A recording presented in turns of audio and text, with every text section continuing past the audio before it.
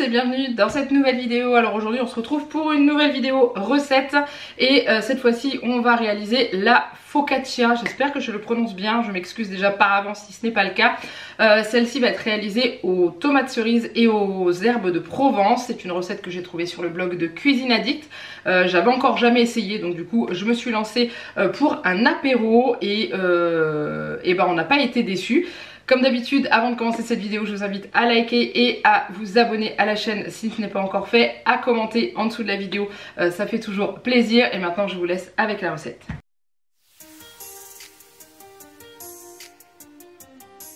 Alors vous aurez besoin de 500 g de farine, un sachet de levure boulangère où ça correspond à 8 g, il faudra 100 g de tomates cerises, 8 g de sel, 15 g d'huile d'olive et en plus un petit peu pour arroser la pâte après, de la fleur de sel et du romarin ou des, comment ça s'appelle, des herbes de Provence, ça marche très bien, et 300 g d'eau tiède.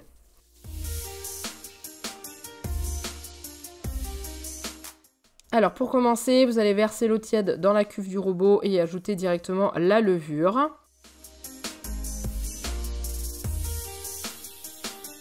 On mélange un petit peu et on laisse se réhydrater pendant 5 minutes. Ensuite, on ajoute directement toute la farine par-dessus,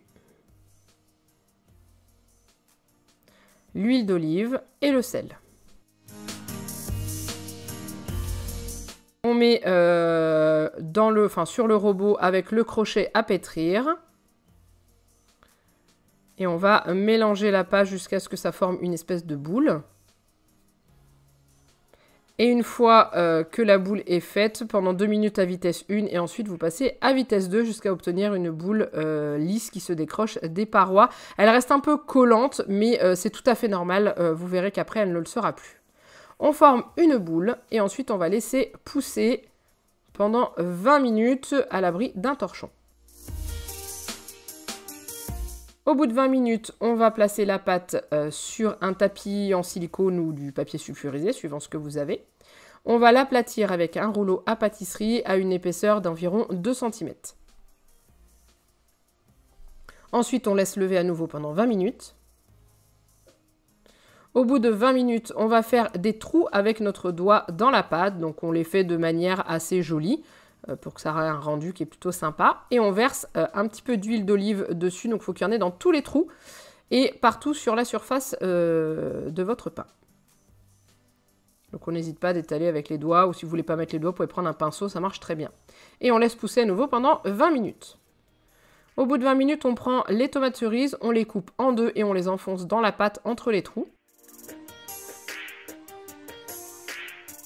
Une fois que c'est fait, on met du romarin ou des herbes de Provence et de la fleur de sel. Surtout ne pas oublier la fleur de sel, c'est délicieux. On met sur une plaque de four et on enfourne pendant 20 minutes à 200 degrés.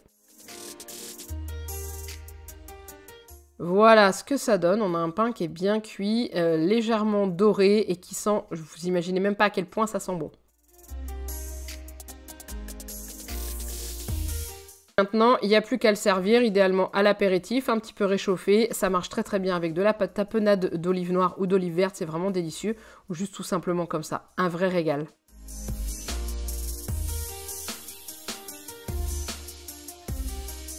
Et voilà, cette recette est maintenant terminée, j'espère que ça vous a plu. Je peux vous dire qu'une seule chose, nous, par rapport à cette focaccia, c'est qu'on s'est tout simplement régalé. On l'a mangé principalement à l'apéro, on l'a testé avec de la tapenade d'olive noire dessus, c'était vraiment super bon, ça se mariait bien avec le goût des herbes de Provence et de la tomate cerise. Je pense qu'avec de la tapenade d'olive verte aussi, ça passe très très bien. On a également testé avec du fromage frais, c'est très bon, mais également nature, c'est un vrai régal. Le pain est parfumé, on sent l'huile d'olive dedans et voilà, c'est pas très compliqué à faire, il y a juste plusieurs étapes, mais franchement c'est pas compliqué et ouais, c'est une belle découverte et je referai avec grand plaisir. Comme d'habitude, c'est du pain, donc ça se congèle très bien, hein. Vous pouvez la décliner avec toutes sortes d'ingrédients, vous n'êtes pas obligé de faire avec les tomates cerises et les herbes de Provence. Vous pouvez, je pense, la faire au fromage, vous pouvez y mettre du jambon sec, etc. etc.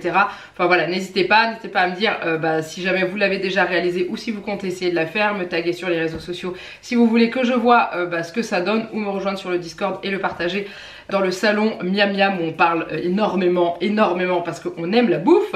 Mais voilà, donc en tout cas je vous laisse là, je vous fais plein de gros bisous et je vous dis à très bientôt dans une prochaine vidéo. Bye bye.